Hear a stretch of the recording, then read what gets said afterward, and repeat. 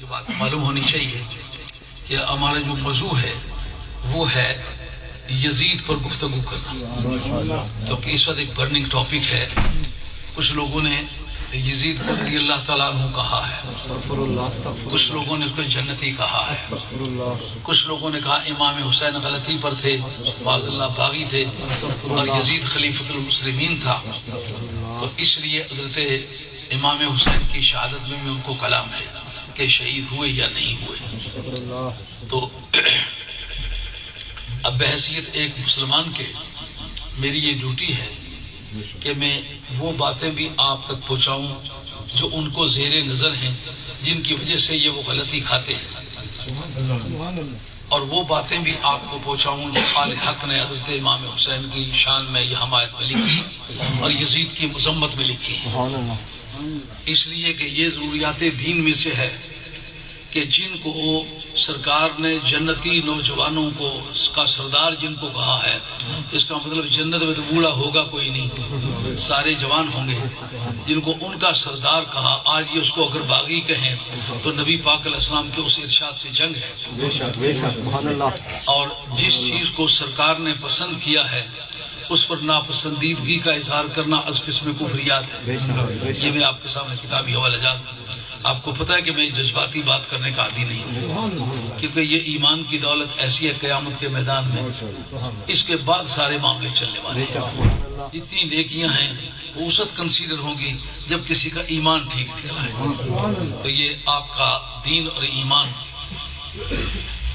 اس کی حفاظت کرنا یہ ایک میری دینی ایمانی اور میری قومی ڈیوٹی ہے۔ اور یہ میں نہیں خیال کیا کرتا کہ میرے سامنے بندے کتنے ہیں، میرے سب تو کمپیوٹر لگا ہوا ہے، پوری دنیا میں یہ میری معلومات جا رہی ہیں اور کسی سے یہ بات چھپائی نہیں جا سکتی۔ کل کوئی مجھ سے آ کے پوچھے جناب کہاں لکھی ہوئی ہے تو میں اس وقت بغلے چھانکتا پھروں، میں پہلے بات کو تحقیق کرتا ہوں، بعد میں آپ کے سامنے۔ یہی وجہ ہے کہ اللہ کا فضل ہے، مدینے والی سرکار کی نگاہ کرم ہے، سرکار بغداد کا لطف و کرم ہے کہ آج تک ہماری بات چیلنج کرنے کی پوزیشن میں کوئی نہیں آیا۔ کل کا پتہ نہیں، جیسے اللہ تعالیٰ کو منظور ہے، لیکن اللہ سے ڈرنے والا آدمی ہوں، کبھی جرتے بے جان نہ دوست کے بارے میں کرتا ہوں نہ دشمن کے بارے میں کرتا ہوں۔ جو بات آن ریکارڈ موجود ہے اور اہل سنت کی دنیا میں مسلمات میں سے ہے وہ آپ کے سامنے پیش کرتا ہوں، اور جو غلط قسم کے آئیڈیاز شامل ہو گئے ہیں ہمارے عقائد میں ان کی وضاحت اس لیے کرتا ہوں کہ دور حاضر کے دانشوروں نے اپنے علم اور عقیدہ کے ذریعے سے پیسے کمانے شروع کیے ہوئے ہیں، تو جو آدمی پیسوں کی بنیاد پر اوپر نیچے ہوتا ہے اس کا دین و مذہب کچھ نہیں رہ جاتا۔ یہی وجہ ہے کہ ہم پوری دنیا میں جو دولت مند حکومتیں ہیں ان میں سے کسی کے عقیدے کے حامی نہیں ہیں۔ جس عقیدے کے ہم علمبردار ہیں اس عقیدے کے نام پر 8 آنے پوری دنیا میں کہیں نہیں مل رہی، یہ آپ کے علم میں ہے۔ اگر کوئی آدمی صحابہ کو گالیاں دے، صحابہ کو برا سمجھے، اس کو پیسے مل جاتے ہیں، سرکار کی شان میں گستاخی کی باتیں کرے اس کو بھی پیسے مل جاتے ہیں، لیکن کوئی کہے آؤ آپ کو سنیت سکھائیں، اس کا کوئی پیسہ نہیں ملتا۔ ظاہر ہے انسان کو جھوٹی بات، غلط بات یا لالچ کی وجہ سے کرنے کی عادت ہے یا خوف کی وجہ سے کرنے کی عادت ہے۔ خوف آپ نے دیکھ لیا ہوا ہے، میں تنہا بھی اللہ اور اس کے رسول کا فضل ہے انسانیت سے، مخلوق سے ڈرنے کی عادت نہیں رکھتا، اس ذات پاک سے ڈرنے کی عادت رکھتا ہوں جس نے مجھے پیدا کیا۔ سبحان اللہ۔ اس میں تنہائی بھی دیکھ چکا ہوں، دوستوں کے ذمہ غفیر بھی دیکھ چکا ہوں، آئندہ بھی اس بات کا امکان ہے کہ کوئی ایسا وقت آئے جب قوم چھوڑ جائے، لیکن توحید تو یہ ہے کہ خدا حشر میں کہہ دے یہ بندہ دو عالم سے خفا میرے لیے۔ پہلے میں اس حدیث پر گفتگو کرنا چاہتا ہوں کہ جو ان کا محل استشہاد ہے، یعنی جس سے وہ ثبوت فراہم کرتے ہیں کہ یزید ایک اچھا آدمی ہے اور یزید جنتی ہے، اس حدیث پر گفتگو کرتا ہوں۔ یہ میرے سامنے بخاری شریف پڑھی ہوئی ہے، اس کے اندر وہ حدیث ہے اور اسی سے وہ حدیثیں پیش کروں گا کہ جس سے اس کی تردید بنتی ہے، اور وجوہ بیان کروں گا جو بالکل چھپائی نہیں جا سکتی، کتابوں میں موجود ہیں، اپنی اپنی محنت ہے، دیانتداری ہے۔ کوئی آدمی چاہتا ہے کہ بات ثابت ہو جائے اور اپنی چاہت کے لیے وہ دلائل کو توڑتا موڑتا ہے. یہ قرآن اور حدیث کو اپنے پیچھے چلانے کی مثال ہے. مسلمان قرآن اور حدیث کے پیچھے چلنے کا پابند ہے. اس کو اس بات کا کوئی حق نہیں کہ رائے پہلے متعین کر لے اور اس رائے کی حمایت میں قرآن اور حدیث کو توڑتا مروڑتا پھرے. ایسا آدمی ساری زندگی جھنجٹ میں رہے گا. مسلمان وہ ہے جس کی آرزوئیں اور تمنائیں ساری کی ساری مدینے والے کے سامنے پیش ہو جائیں اور غلامی کا توق گلے میں پہن لے. نہ کوئی اس کی اپنی تمنا ہے، نہ اس کی اپنی کوئی آرزو ہے. میری آرزو وہ ہے جو صاحب مدینہ کی ہے، میری جستجو وہ ہے جو صاحب مدینہ کی ہے، اور میں ان تمناؤں میں جینا چاہتا ہوں جو مدینے والے کے سینے میں ہے. وہی میری نجات کا ذریعہ ہے. اس لیے میں پہلے وہ حدیث پیش کرتا ہوں، بعد میں میرے پاس بے شمار دارے. یہ کئی جمعے چلے گا، پتہ نہیں یہ میلاد النبی تک یہ شاید سلسلہ یہ سلسلہ چلتا رہے، مگر آپ نے ایسا کرنا ہے کہ اول وقت میں آنا تاکہ پوری باتیں آپ سمجھ جائیں. یہ جو ٹیپیں بن رہی ہیں یہ لے کے اپنے پاس رکھ لیں. ہر وقت ہر مضمون نہیں چھڑک کرتا. اس وقت میں آپ کے سامنے وہ حدیث پیش کرتا ہوں. اس حدیث کا نام ہے حدیث قسطنطنیہ. حدیث قسطنطنیہ جو ہے وہ بخاری شریف جلد اول صفحہ 409 اور 410 میں ہے. میں آپ کی خدمت پیش کرتا ہوں. آپ کو بڑی سنجیدگی سے یہ بات سمجھنے کا حق دیتا ہوں. آپ میری کسی بات کو جذبات کے ترازو پر نہ تولیں، بلکہ دیکھیں کہ اس کا علمی دینی وزن کیا بنتا ہے. یہ جو ہم سے پہلے مسلمان گزرے ہیں نا، ان کو یہ سمجھنا کہ وہ ان پڑھ تھے، وہ جاہل تھے.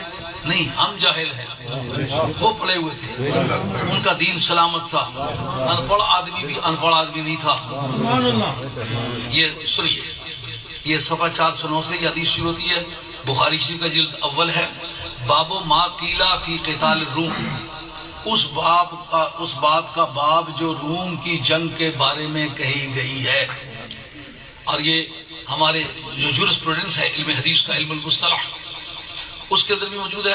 ہمارا جو اصول فقہ ہے، جو ہمارا لا کا جورسپروڈنس ہے، یعنی وہ علوم اور وہ ضابطے اور وہ قوانین اور وہ قاعدے جو قرآن پر استعمال ہوتے ہیں، حدیث پر استعمال ہوتے ہیں، اور ان کے ذریعے سے ہم کوئی قانون بناتے ہیں، اس کا نام ہے اصول فقہ. اور اسی کا نام وہ الگ علم ہے، اس کا نام ہے اصول حدیث. اس کو علم المصطلح کہتے ہیں. اسی کے یہ بات موجود ہے، ما قیلا ما رویہ بقیلا اور بقالو دلیل علی ضعف ما قالو.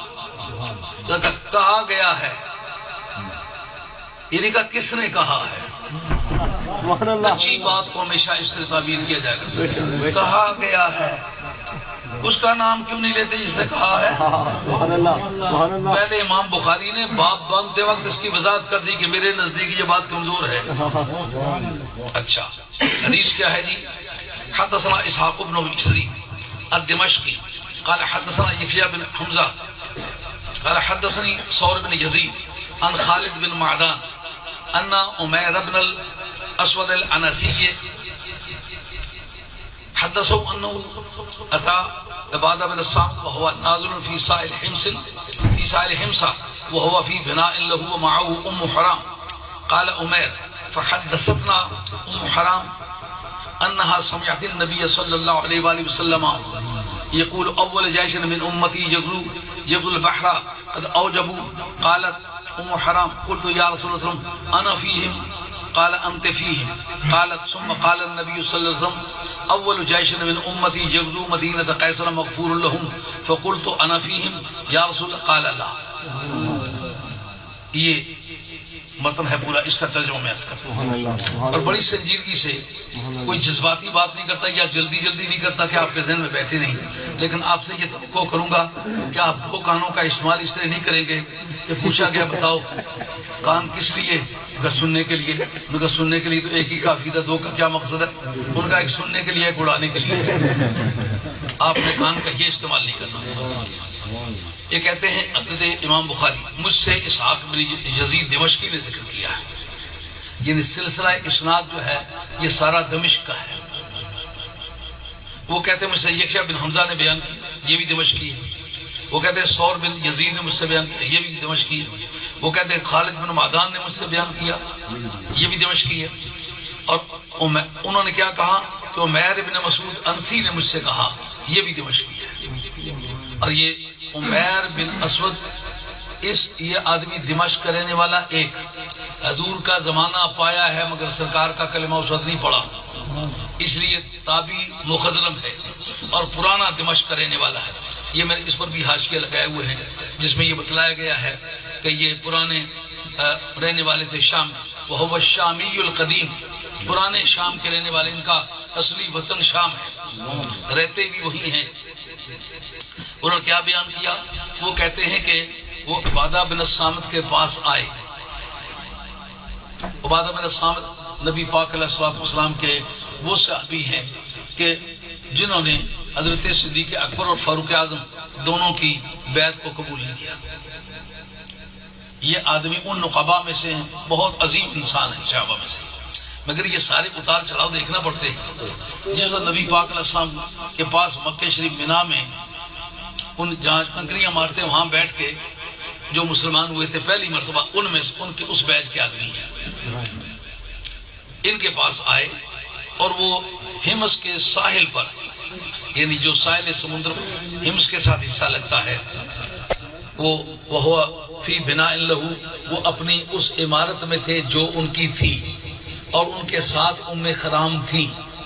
ام خرام حضرت انس بن مالک رضی اللہ عنہ کی خالہ ہے، اور نبی پاک علیہ السلام کی ماں کی طرف سے یہ رضائی خالہ لگتی ہے، یا باپ کی طرف سے رضائی خالہ لگتی ہے، یا دادے کی طرف سے رضائی خالہ لگتی ہے، فاسٹر سسٹر، فاسٹر آنٹی، رضاعت کی وجہ سے، یعنی یا ان کے دادا صاحب نے اور اس کے خاندان کے بزرگ نے اکٹھا دودھ پیا، اس وجہ سے یہ مہربان تھی، یا ان کے والد صاحب نے اور انہوں نے اکٹھا دودھ پیا، اس وجہ سے وہ رضائی تھی، پھوپھی تھی، یا نبی پاک علیہ الصلوۃ والسلام نے جن کے دودھ پیے ہیں یہ ان کی طرف سے، ان کی سگی بہن ہونے کی وجہ سے یہ رضائی خالہ لگتی ہے، اس لیے سرکار کا ان کے پاس جانا صحیح ہے۔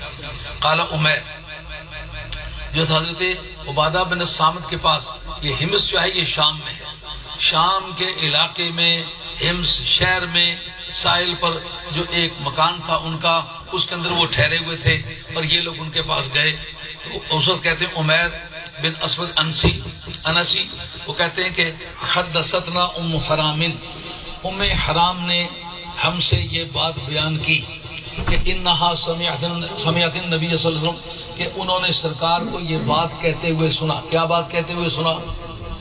کہ یہ قل اول جیسے میں نے امتی یغزون البحر قد اوجبوا، حضور فرماتے ہیں کہ میرا سب سے پہلا لشکر جو کہ سمندر کے اندر جنگ کرے گا، جہاد لڑے گا، انہوں نے اپنے لیے جنت واجب کر لی ہے۔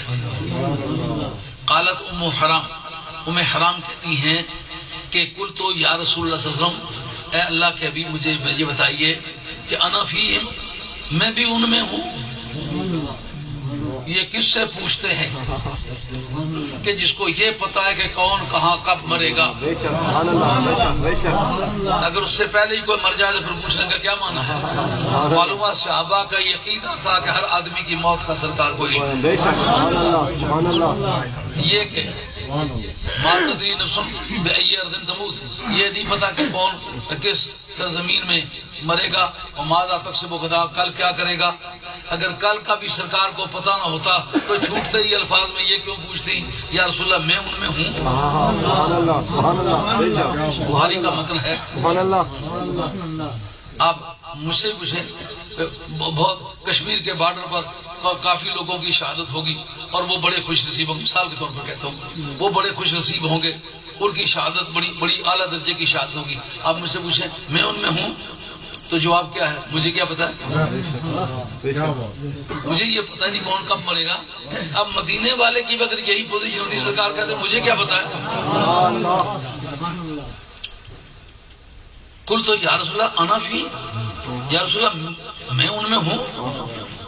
قال انت فی، ام سلام تو ان میں ہے، جنہوں نے جنت واجب کر لی ہے، جو پہلی مرتبہ بحری جنگ لڑیں گے ان میں تو ہے۔ یہ کون کہہ سکتا ہے؟ جس کو اللہ نے غیب کا علم دیا. قالت ثم قال النبی صلی اللہ علیہ وسلم اول جیش من امتی یغزو مدینہ قیصر مغفور لهم. پھر وہ کہتی ہیں کہ نبی کریم علیہ السلام نے یہ فرمایا سب سے پہلا لشکر میری امت کا جو قیصر کے شہر میں جنگ لڑے گا تو وہ بخش دیے گئے ہوئے ہیں. میں نے کہا انا فیہم یا رسول اللہ، میں ان میں ہوں.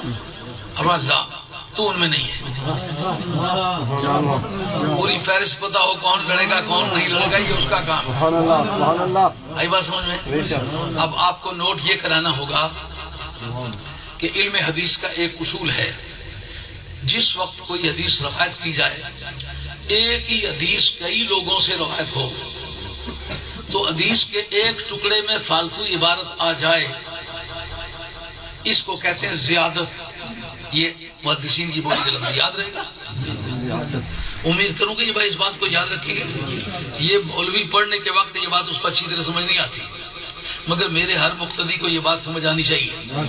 ایک حدیث ہے، اس کے راوی 10 ہیں مثال، ان میں 9 جو ہیں وہ روایت کرتے ہیں، وہ الفاظ سب آپس میں ملتے ہیں. ایک ایسا آدمی ان میں راوی ہے جو فالتو جملے بولتا ہے. جو فالتو جملے بولتا ہے اس کو کہتے ہیں زیادت. اب زیادت دیکھیں گے کس نے کی ہے. جو باقی راوی ہیں 9 آدمی، وہ کس پائے کے محدث ہیں، کس پائے کے راوی ہیں. ان کی کریڈیبلٹی، ان کا وثوق، ان کا پختہ ہونا، یقینی ہونا، سچا ہونا، علم والا ہونا، وہ کہاں تک ثابت ہے. جس نے زیادہ عبارت نقل کی ہے اس کا درجہ علم حدیث میں روایت میں کیا بنتا ہے. یہ جب تک پتہ نہ ہو آدمی کو یہ نہیں چاہیے کہ وہ حدیث سے کہ یوں حدیث میں لکھا ہے، یوں حدیث میں لکھا ہے. اس کو یہ بھی پتہ ہونا چاہیے کہ مجھ سے کوئی پوچھے گا کہ کیوں یہ ترجمہ کیا ہے، کیوں یہ تفسیر کی ہے. فن کی روح سے جانتے ہو کہ یہ تفسیر کرنی چاہیے. اگر 9 آدمی ایک طرف ہیں، حدیث وہی ہے، باقی الفاظ سارے ملتے ہیں، ایک جملہ اس کا فالتو ہے، اس کو دیکھنا پڑے گا یہ کون ہے، کہاں کا رہنے والا ہے، جس سے روایت کرتا ہے اس کے ساتھ اس کا رشتہ کیا ہے. بات بولے پڑی. مثال کے طور پر ایک گاؤں ہے مجموعہ، مثال ہے، اس کے رہنے والے جتنے بھی ہیں وہ 9 راوی ہیں. وہ 9 کے 9 اور طرح روایت کرتے ہیں، اور ایک آدمی وہ پوری شہر کا رہنے والا ہے، اس کا کوئی تعلق اس سے مجموعے سے نہیں بنتا. وہ اس کی روایت اور طرح کرتا ہے. اس سے پوچھا تو جا سکے گا یہ 9 آدمی جو گھر کے ہیں انہوں نے اور طرح روایت کی ہے، یہ تجھے فالتو بات. مروی انو ایک ہے، جس سے روایت کرتے وہ ایک ہے.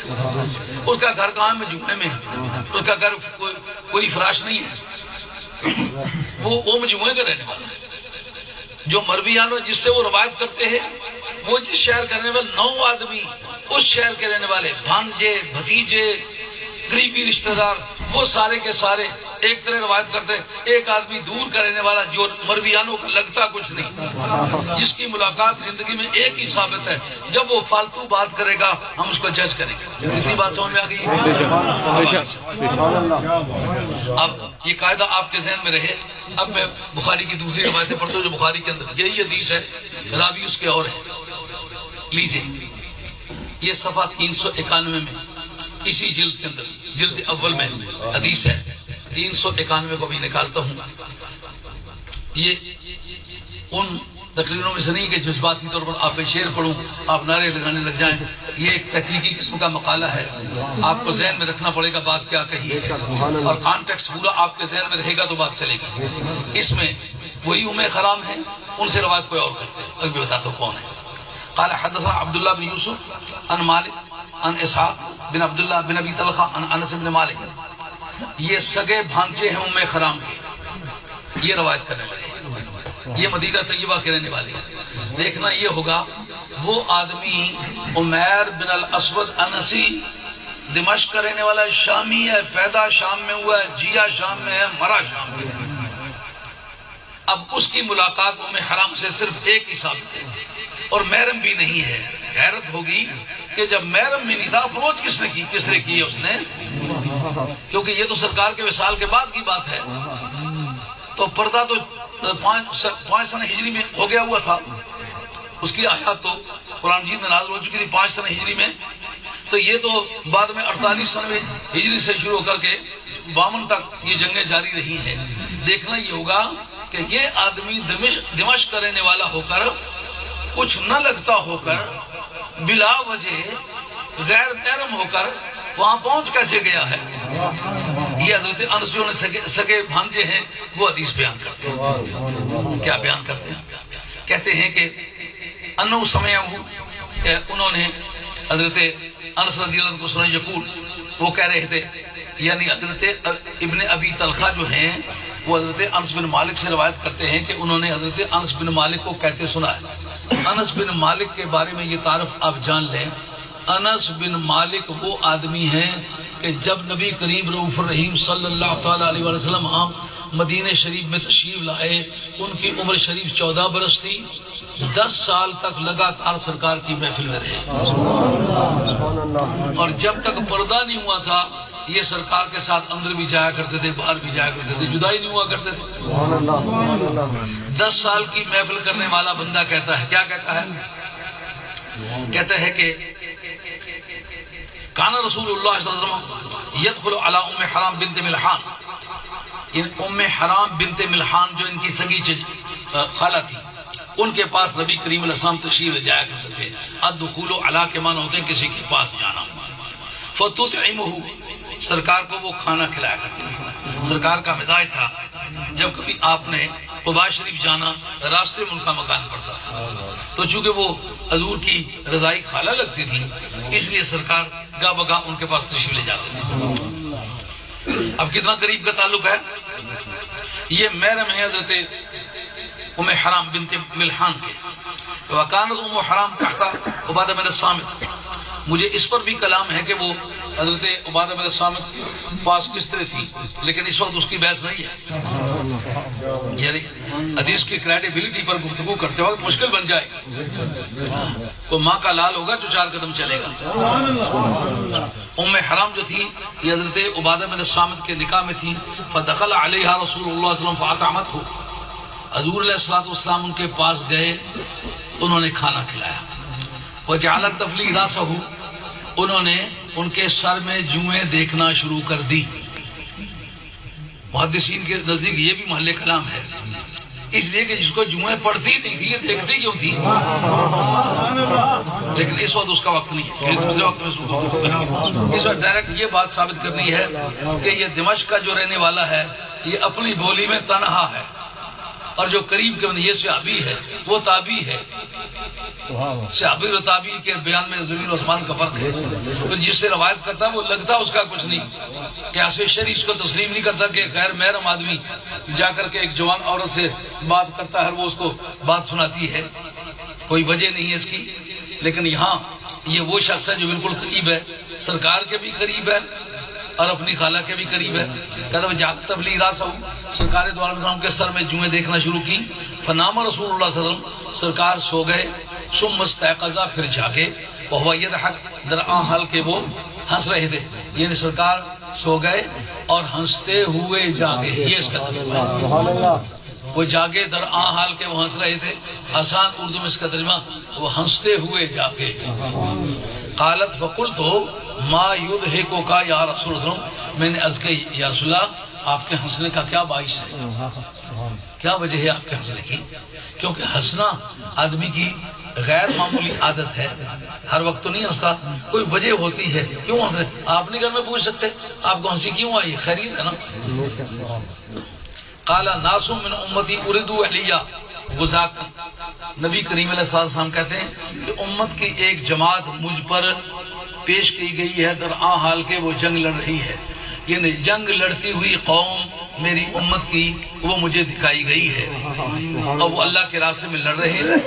یرکبون سبج ھذا البحر، وہ اس سمندر کے وسط میں سوار ہوں گے، یعنی وہ کشتیوں پر بیٹھ کر جنگ لڑنے کے لیے جائیں گے۔ ملوکن درآں حال کے وہ بادشاہ ہیں، یہ تمثیلاً کہا، یعنی اس طرح ٹھاٹھوں کے ساتھ دلیری اور جرت کے ساتھ لڑنے کے جا رہے ہیں، جیسا کہ کسی بادشاہ کی وہ جو تاج پوشی کی رسم ادا کی جانے والی ہوتی ہے، کانوکیشن میٹنگ جس کو کہتے ہیں، اس کی کانوکیشن جو ہے وہ ہو رہی ہے. الاسرۃ جیسا بادشاہ تختوں پر بیٹھے ہوتے ہیں، یعنی سرکار نے اپنی امت کے دلیروں، بہادروں، شہزوروں اور غیرت مندوں کا ترجمہ کیا کہ وہ اس طرح بیٹھے جیسے بادشاہ تختوں پر بیٹھے ہوتے ہیں، ان کے دل میں کوئی خوف و ہراس نہیں. یا یہ لفظ بولے یا مثل الملوک علی الاسرۃ، یا اس طرح وہ بیٹھے ہوئے تھے جیسا کہ، یا لفظ مثل استعمال کیا یا کل استعمال کیا، یا ملوکن استعمال کیا درحال کے وہ بادشاہ، یا مثل ملوک کہا.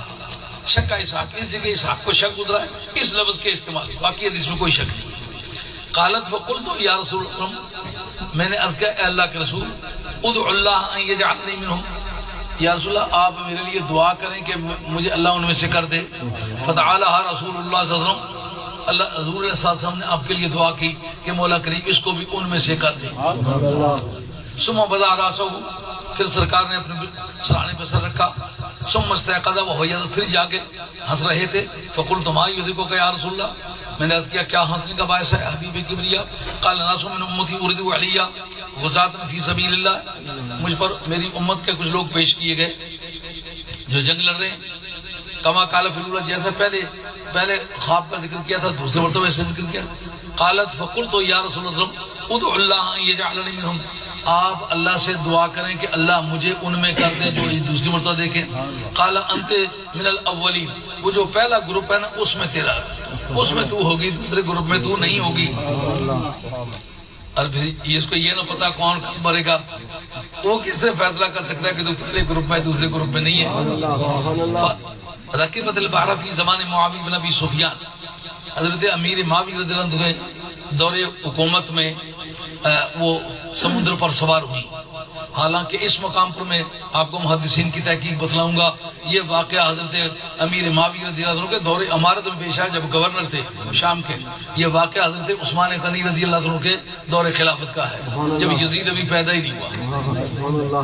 فسرت عن دابتها، تو وہ جس وقت سمندر پہ سوار ہوئی، یعنی سمندری سفروں نے شروع کیا، وہاں سے فارغ ہوئی تو چارپائی پر سوار ہوئی تو چارپائی نے ان کو گرا دیا. حين خرجت من البحر، تو جب سمندر سے نکلی تو چارپائی پر سوار ہوئی تو اس نے گرا دیا. فہلاکت، ان کی موت واقع ہو گئی. اس میں وہ حدیث ہے، حدیث کا وہ حصہ ہے جس میں کہا ہے کہ اول جیش من امتی یغزو مدینہ کیسرا مغفور لہم، ہرگز نہیں ہے. اس کا مطلب یہ ہے وہ آدمی دمشق کا جو رہنے والا ہے وہ اس حدیث کے اندر متفرد ہے. یہ علم حدیث کی اصطلاح کلا ہے، بلادری سنل نہیں. جو اس سے زیادہ مضبوط آدمی ہیں وہ روایت کر رہے ہیں جنہوں نے یہ سارے منظر آنکھوں سے دیکھے ہیں، یہ جانا آنا آنکھوں سے دیکھا ہے، اپنی موجودگی میں یہ پایا ہے. بتانے والی ان کی خالہ ہے اور یہ سننے والا سگا بھانجا ہے. اور پھر سرکار کی محفل میں 10 سال لگاتار، جس کی محفل میں ایک مرتبہ بیٹھے تو دل کی دنیا بدل جاتی ہے. یہ سمجھ میں آئے بخاری کی یہ 391 میں یہ حدیث موجود ہے، اور اس کے اندر یہ بات آپ نے سمجھ لی ہے نا کہ اول جیش من امتی، اول جیش من امتی یغزو مدینہ کیسرا مغفور لہم، میری امت کا سب سے پہلا بیج جو شہر کیسر پر جا کے جنگ کرے گا وہ بخشا ہوا ہے.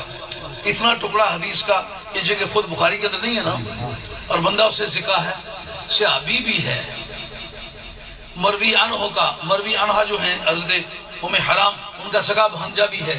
قرینہ قیاس تو یہ ہے کہ یہ بات اگر ہوتی تو پہلے ان کو پتا ہوتا.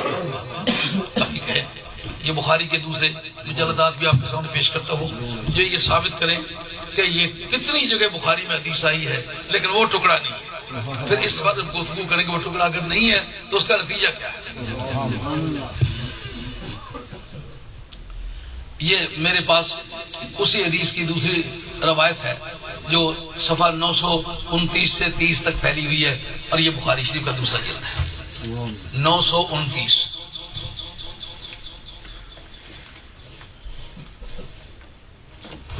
لیجیے یہ عبارت پڑھ کے آپ کو سناتا ہوں. ترجمہ آپ نے ایک بار تو سن لیا ہے، اب اسی کا ترجمہ بتاتا ہوں.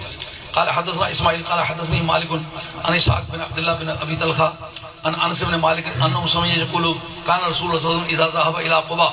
یہاں قباء کا ذکر ہے، اس میں قباء کا ذکر نہیں، لیکن یہ اسی معنی کی تائید کرتا ہے يدخل على حرام بنت ملحان فتدمه وكانت تحت عبادة بن الصامت فدخل يوم فأطعمته فنام رسول الله صلى الله عليه وسلم مستيقظ يضحك قال فقلت ما يدركك يا رسول الله قال ناس من أمتي أولدوا علي غزاة في سبيل الله يركبون سبج هذا البحر ملوكا على الأسرة أو قال مثل الملوك على الأسرة يشك إسحاق قلت ادعو الله أن يجعلني منهم فدعا ثم بدع راسه فنام ثم استيقظ يضحك فقلت ادعو الله ان يجعلني منهم قال انت من الاولين فركبت البحر زمان معاویہ فسرعت عن دابتها حين خرجت من البحر فهلك.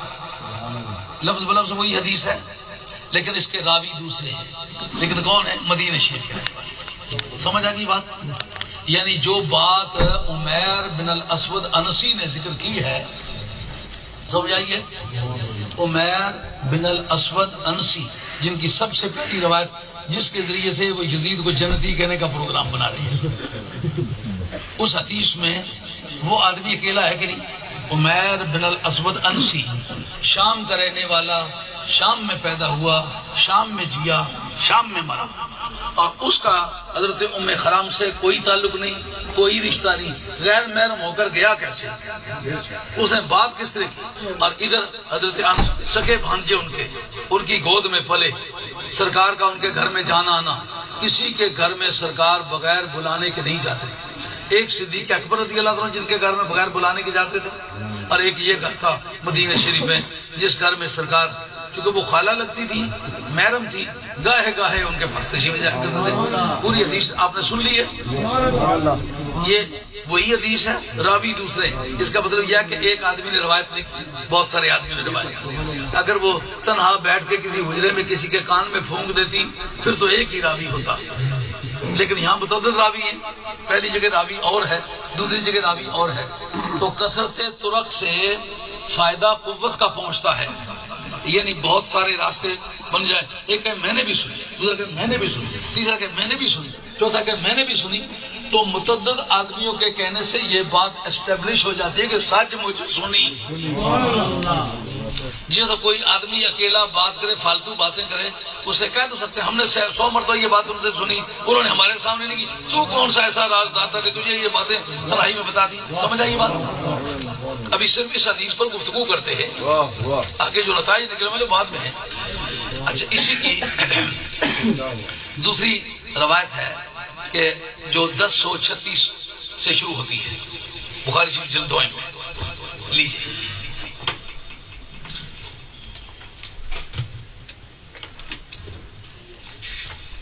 یہ جذباتی ہو کر کے باتیں کرنے لگ جانا یہ خدا پرستی تو نہیں ہے. آدمی کی ڈیوٹی ہے کہ آدمی بات کرتے وقت احتیاط کرے اور یہ سمجھے کہ میں کون ہوں. 10 سے اس حدیث کے بھی وہی الفاظ ہیں. اس کو اگر میں آپ کے سامنے پڑھ کر کے سناؤں تو پھر یہی فائدہ ہوگا کہ آپ کا وقت خرچ ہوگا. یہ کہتے ہیں باب الرؤیا بالنہار، دن کے وقت خواب دیکھنے کا باب، چونکہ وہ دن میں بات دیکھی تھی اس لیے وہ کہتے ہیں حدثنا عبداللہ بن یوسف قال اخبرنا مالک عن اسحاق بن عبد الله بن ابي طلحه انه سمع انس بن مالك يقول كان رسول الله صلى الله عليه وسلم يدخل على ام حرام بنت ملحان وكانت تخت عباده بن الصامت فدخل عليها يوم فاطعمته وجعلت تفلي راسه فنام رسول الله صلى الله عليه وسلم ثم استيقظ وهو يضحك قال فقلت ما يذكرك يا رسول الله؟ قال الناس من امتي يريدوا علي وغزاة في سبيل الله يركبون سبج هذا البحر ملوكا على الاسره او مثل الملوك على الاسره شك اسحاق قالت فقلت يا رسول الله ادعو الله ان يجعلني منهم فدعا لها رسول الله صلى الله عليه وسلم ثم وضع راسه ثم استيقظ وهو يضحك فقلت ما يذكرك يا رسول الله؟ قال الناس من امتي يريدوا علي وغزاة في سبيل الله كما قال في الاولى. قالت فقلت يا رسول الله ادعو الله ان يجعلني منهم قال انت من الاولين فركبت البحر في زمان معاويه بن ابي سفيان فسرعت عن دابتها حين خرجت من البحر فهلك. سبحان اللہ سبحان اللہ ماشاء اللہ. مگر وہ جو سب سے پہلا لشکر جو قسطنطنیہ پر حملہ کرے گا میری امت کا وہ بخشا ہوا ہے. ان ساری روایتوں بخاری کی جتنی روایتیں آپ کے سامنے پیش کی ہیں ان میں کسی میں بھی نہیں ہے نا. سبحان اللہ سبحان اللہ. اب اس پر گفتگو کی اگر اکیلی بخاری کی وہی عبارت ہوتی، وہی حدیث ہوتی، پھر تو ہم اس پر غور کر لیتے. فن کے نقطۂ نگاہ سے چونکہ وقت اختلاف پذیر ہو رہا ہے، ایک جملہ اس کا سن لیں. یہ ابن تیمیہ کی کتاب ہے منہاج السنہ. یہ آدمی مشہور یزید کے حامیوں میں سے ہے. اور اس کے ماننے والے یزید کے حامی ہیں. خدا کرے قیامت میں یزید ہی کے ساتھ اٹھیں. اب بات کو سمجھو. اس شخص کی علوم الحدیث کتاب ہے, اس کے اندر یہ بات موجود ہے کہ اتفق اہل العلم بالحدیث علی ان اصح الاحادیث ما رواه اہل المدینہ ثم اہل البصرہ ثم اہل الشام. کہتے ہیں اس پر علم حدیث کے ماہرین کا اتفاق ہے. طبیعت آپ کی حاضر ہے کیا؟ میں سمجھنا چاہوں گا کہ اس وقت آپ بیٹھے ہوئے ہیں اور میری بات سن رہے ہیں. آپ تفریح نہیں آئے ہوئے, دین سیکھنے کے لیے آئے ہوئے ہیں. اور جو باتیں میں کہہ رہا ہوں یہ کسی جگہ بھی چیلنج ہو تو اس کی ذمہ داری کو میں قبول کرتا ہوں. تو آپ کا یہ دین ہے, آپ نے اس کی حفاظت کرنی ہے. کیا بات کہی ہے؟ اس کتاب کا نام ہے علوم الحدیث, لکھی ہوئی ابن تیمیہ کی ہے. کیا عبارت ہے اس کی؟ اتفق اہل العلم بالحدیث علی ان اصح الاحادیث ما رواه اہل المدینہ ثم اہل البصرہ ثم اہل الشام. سب سے زیادہ معتبر وہ حدیثیں, تمام اہل علم کا اتفاق ہے اس بات اس حد میں. سب حدیثوں سے زیادہ معتبر وہ حدیثیں ہوں گی جس کو مدینہ شریف والے بیان کریں. سبحان اللہ. ادرا میں معافی بیتی, گھر والے کو گھر کا حال اچھا پتا ہوتا ہے. پھر اس کے بعد دوسرے درجے کی معتبر وہ حدیث ہوگی کہ جس کو بصرے والے نقل کریں. کیوں؟ جناب مولا مرتضیٰ کے شاگردوں کا اکٹھا ہوا تھا. یہ سیب وغیرہ, خلیل وغیرہ جنہوں نے ڈکشنری کوڈیفائی کی ہے, یہ جناب حیدر کرار کے شاگرد تھے اور یہ بصرے کے رہنے والے تھے. اسی لیے علم نحو میں کوفیوں سے پہلا درجہ ان کا یہ شاگرد تھے, کیونکہ سیب وے شاگرد ہے خلیل کا, خلیل شاگرد ہے ابو الاسود دولی کا, ابو الاسود دولی جو ہے شاگرد ہے جناب مولا مرتضیٰ کا. سلسلہ تعلیم آ گیا. پہلے مدینہ سی والوں کی روایت, دوسرے درجے پر بصرے والوں کی روایت, تیسرے درجے پر شامیوں کی روایت. سمجھا کی بات؟ اب درجے کیا بن گئے؟ کریڈیبلٹی میں پہلا درجہ آل مدینہ کا, دوسرا آل بصرہ کا, تیسرا آل شام کا. تو پھر آل شام آل مدینہ کے مقابلے میں کمزور ہوئے کہ نہ ہوئے؟ اب میں آپ کے سامنے فن کی کتاب پیش کرتا ہوں. یہ مقدمہ ابن صلاح اس کا نام ہے. جس وقت کسی حدیث میں جھگڑا پڑے تو یہ کتاب اس میں پہ آخر کا درجہ رکھتی ہے. مقدمہ ابن صلاح. بعد میں جتنی بھی کتابیں لکھی گئیں اس کو دیکھ کے لکھی گئی. مثلا مشہور کتاب ہے نخبۃ الفکر, شرح نخبۃ الفکر, اس کی کئی شرح لکھی گئی, وہ اس سے لی گئی. یہ امام حجر اسقلانی نے لکھی ہے, شرح بھی خود لکھی ہے. بعد میں ملا علی قاری نے اس کی شرح لکھی, اور بھی بہت سارے لوگوں نے شرح لکھی. امام جلال السیوطی کی مشہور کتاب جس کا گائے گائے میں نام لیتا رہتا ہوں, تدریب الراوی شرح تقریب النووی, مدینہ شریف میں یونیورسٹی میں پڑھائی جاتی ہے, وہ اس سے لی گئی ہے. اس کے اندر کیا مسئلہ ہے؟ کہتے ہیں جس وقت کہ کوئی منفرد ثقہ راوی کی مخالفت کرے تو حدیث منکر قرار پائے گی. یہ سب 37 ہے. یہ رولنگ ہے. کسی حدیث کی کریڈیبلٹی کو آپ چیک کریں گے تو آپ کو یہ کتاب استعمال کرنی ہے. ویسے ہی اٹھ کے حدیث میں لکھا ہے, حدیث میں لکھا ہے. وہ میں ایک مرتبہ پڑھنے کے لیے گیا چاری بنگلہ, تو وہاں ایک بزرگ تھے, بڑے نیک شخص تھے اور بڑے سادہ لوگ, بڑا بھاری بھرکم. تو اتنا فالتو گوشت مولویوں کے پاس ہوا کرتا تھا یا پیروں کے پاس, ہل جوتنے والوں کے پاس اتنا فالتو گوشت نہیں تھا. تو وہ فالتو گوشت بھی, داڑھی بھی بڑی بے حد, اور اوپر ٹوپی بھی تنکوں والی پہنی ہوئی. میں جب گیا تو مجھے کیا پڑھایا؟ میں نے کہا جو پڑھائیں گے. میں نے سمجھے یہی استاد ان کا یہ کہ اتنے حدیث پڑھی جانی, خطبہ پڑھا جانا, قطوری پڑھی جانی. اتنے اعتماد سے وہ یہ باتیں کہ خطبہ سے مراد خطبہ ہے, خطبہ پڑھے جانا. میں نے سمجھا کسی کتاب کا نام قطوری پڑھی, قطوری سے مراد قطوری پڑھی جانی, اور حدیث حدیث پڑھی. اب جب دیکھتے ہیں کہ آدمی حدیث کا نام بڑے بے درخانہ طریقے سے لیتا ہے, کہتے ہیں کہ ینفرد بہ الرجل, یہ حدیث کا باب چلتا ہے, ان الحدیث الذی ینفرد بہ الرجل ولا یعرف متن من غیر روایتہ ولا يعرف متنه من غیر روایته لا من الوجه الذي رواه منه ولا من وجه آخر. کہتے کہ قواعد کی نگاہ میں وہ حدیث منکر ہو جائے گی. یہ منکر وہ منکر نہیں ہے، یہ جو عام بول چال حدیث منکر جس وقت کوئی کمزور راوی بمقابلہ طاقتور راوی کے اپنے بیان میں تنہا ہو جائے، اس کی حدیث کا درجہ منکر کا درجہ بنتا، وہ ایڈمیسیبل نہیں ہے، وہ قابل احتجاج. اس کو ثبوت کے طور پر کسی عدالت میں پیش کرنا چاہیں، کسی اکھاڑے میں پیش کرنا چاہیں، جس بارے میں وہ منفرد ہے، اکیلا ہے، سنگولر، آل الون، اکیلا ہے مکمل طور پر، اور مخالفت ان کی کرتا ہے جو ثقہ ہیں. اب پہلے آپ کو یہ بات بتا چکا ہوں، علوم الحدیث ابن تیمیہ کی، اس کے اندر یہ بات لکھی موجود ہے، اتفق آل العلم بالحدیث ان اصح الاحادیث ما رواہ آل المدینہ ثم آل البصرہ ثم آل الشام. بمقابلہ مدینے والوں کے، شام والوں کے حدیث کمزور بنی کہ نہ بنی؟ تو جس شام کا رہنے والا مخالفت کرے مدینے کے جتنے بھی باقی راوی ہیں سارے کے سارے مدینے کے رہنے والے ہیں، مدینے شریف کے رہنے والے ایک بھی راوی نے یہ جملہ نہیں بولا. اور یہ جس بات کو اس نے ذکر کیا ہے وہ پورے سلسلہ اسناد میں سارے کے سارے شامی ہیں. تو محدثین کے نزدیک یہ محل کلام بن جائے گی، یہ حدیث منکر بن جائے گی. کیوں؟ بندہ کمزور طبقے کا ہے، بات خلاف ان کے کرتا ہے جو مضبوط طبقے کے ہیں. اس کی حدیث کسی اکھاڑے میں پیش ہی نہیں ہو سکتی، نہ سند بن سکتی ہے. وقت اختتام پذیر ہوا، انشاءاللہ مزید آئندہ جمعوں پر اس پر مزید گفتگو ہوگی اور اس بات کو پائے ثبوت تک پہنچا کر کے چھوڑیں گے کہ یزید کے بارے میں جو آپ لوگ سمجھتے ہیں بھائی یزیدہ بھائی مانا علی ویلے نہ جڑے، یزیدہ بھائی مانا آج حالیاں ویلے نہ جڑیا. تو یہ کوئی اچھا آدمی ہوتا، جنتی اگر سمجھا گیا ہوتا تو ہر برے آدمی کو یزید کہتے نہیں. جب پوری سوسائٹی یزید کو ایک برے نام سے جانتی ہے تو معلومہ مسلمانوں کی سوسائٹی میں وہ برے ہی نام سے مشہور تھا. اور کیا اس کی برائی قرآن و حدیث سے ثابت ہے کہ نہیں؟ اس کو ثابت کرنے کا آج آپ نے صرف اتنی بات سمجھ لی ہے کہ ایک حدیث ہے جس کو روایت کیا آل شام میں سے ایک شخص ہے اور وہ آدمی تابعی ہے.